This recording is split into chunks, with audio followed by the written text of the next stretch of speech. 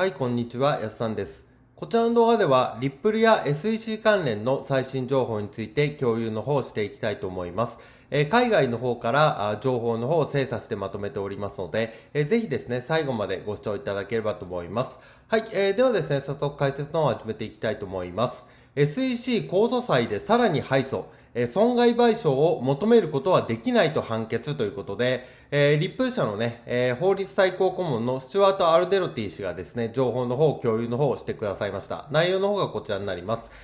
今週もまた SEC が敗訴した。第二巡回控訴裁は SEC 対ゴビル事件において、SEC は投資家が実際に金銭的被害を被ったことを証明することなしに損害賠償を求めることはできないと判決を下しましたと。つまり損害がなしなら罰金なしだと、なしということですということで、共有の方してくださってます。で、これに関してですね、YouTuber 兼弁護士であるジェレミー・ホーガンさんがですね、コメントの方をされてます。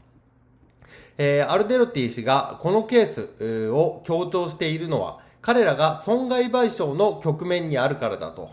そしてこの訴訟はリップル社が責任を負うためには XRP 保有者が XRP で損失を被らなければならないと言っていますと。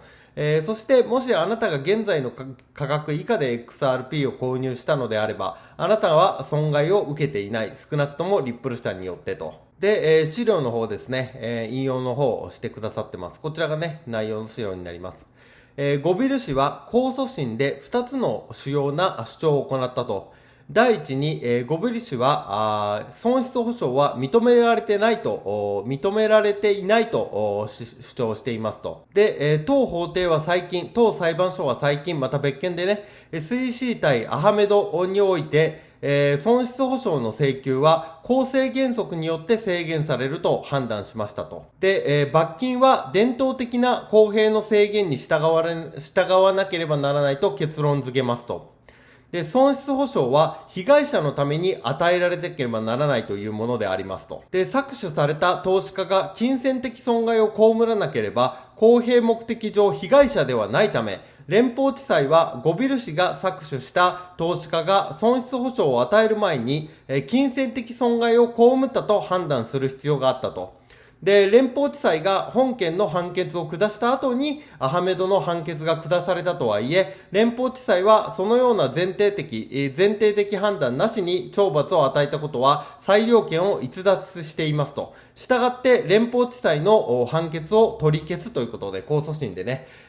だから、おそらくね、その連邦地裁が第一審で、そのゴビル氏のね、懲罰を決めたんですかね。それに関して、アハメの事件がありましたと。で、それによっては、こういったね、被害者が被害を被らなければならないというところをね、判断しなければいけないから、その連邦地裁のね、判決のは取り消すということで、控訴裁の方でね、その判決が下ったといった内容になります。で、これに関してですね、一般ユーザーの方が、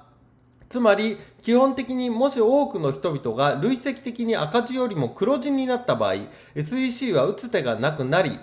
和解以外の選択肢はないと。で、他の唯一の選択肢は、リップル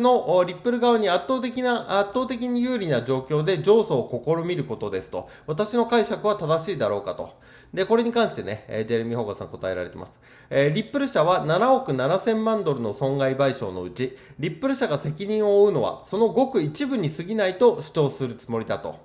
で、別の方ですね。損害賠償の対象となるのは、その売上だけだから、損をしたのは機関投資家の投資家だろう。そうだろうか。庶民への無差別販売は含まれないと。で、これに対して正しいと。そしてそれは XRP を 0.6 セント以上で買った機関投資家だけだと。0.6 セントというのは1セントは1ドルの100分の1になります。で、これ何かと言いますと、当初ですね、XRP は2013年頃ですと、この 0.6 セントら辺でね、取引の方がされてたと。ここら辺でね。だから、この初期販売に関して、機関投資家にね、ここら辺の価格で売ってた時に、機関投資家がここら辺で買って、で、ここからまた下がってね、たものに関しては、被害を被ったと考えれば、ここら辺の賠償の方はね、適用される可能性がありますけども、これ以降に関してはですね、もう全部 XRP は上がってますので、そこら辺はね、含まれないであろうとね、主張することはできるであろうといった形になるかと思います。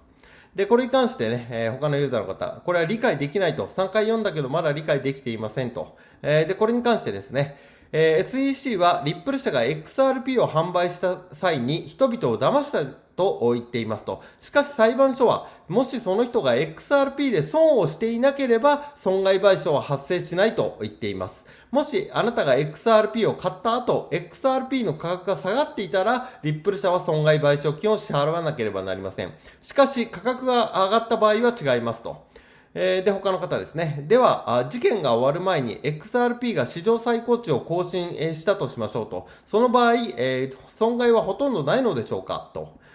そうだと、実際にすでにそのようなことを意味していますということでね、共有のをしてくださいました。だから別のね、訴訟事件になるんですけども、要は XRP を買った人が XRP に対して被害をね、損失を被ったところに対して、賠償をね、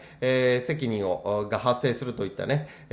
判決のようです。ですので、これをね、適用して、リップル社の今の損害賠償のね、金額を決めるときに、これを主張してですね、リップル社の損害賠償金っていうのをね、かなり少なくすることができれば、またね、リップルの大きな勝利につながると思いますので、今後ね、またそちらの内容もですね、引き続き追っていきたいと思います。はい、ここまでがね、直近の情報になります。で、僕の方は今ですね、リップル関連、SEC 関連、XRP レジャー関連、あとはソルジェニック、コアリム、あとフレアネットワークス関連もですね、毎日海外の方からですね、情報の方を精査して、まとめております。できるだけ動画も毎日配信できるように頑張っておりますので、よかったらまた別の動画も見ていただければと思います。また、質問に関しても受け付けておりますので、動画のコメント欄、概要欄の方に僕の公式 LINE のリンク貼っておりますので、何か気になることとあれば、あとは暗号通貨全般の質問も受け付けておりますので、よかったらこの機会にお友達追加していただいて、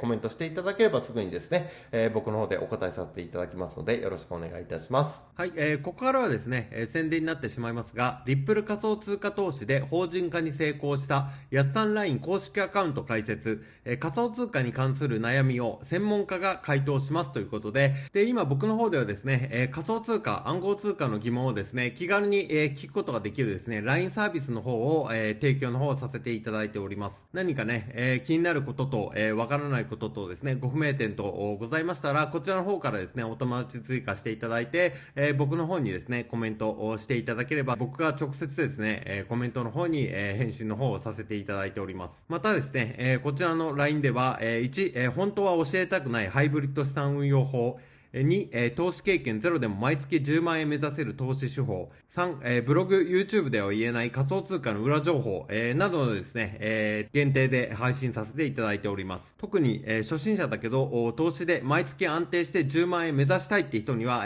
かなりですね、有益な情報になると思いますので、この機会にね、よかったら、お友達追加していただければと思います。動画のコメント欄、概要欄の方に、僕の公式 LINE の登録リンクですね、貼っておきますので、そちらからですね、お友達追加していただいて、コメントしていただければですね、すぐに、ご対応させていただきますので、よろしくお願いいたします。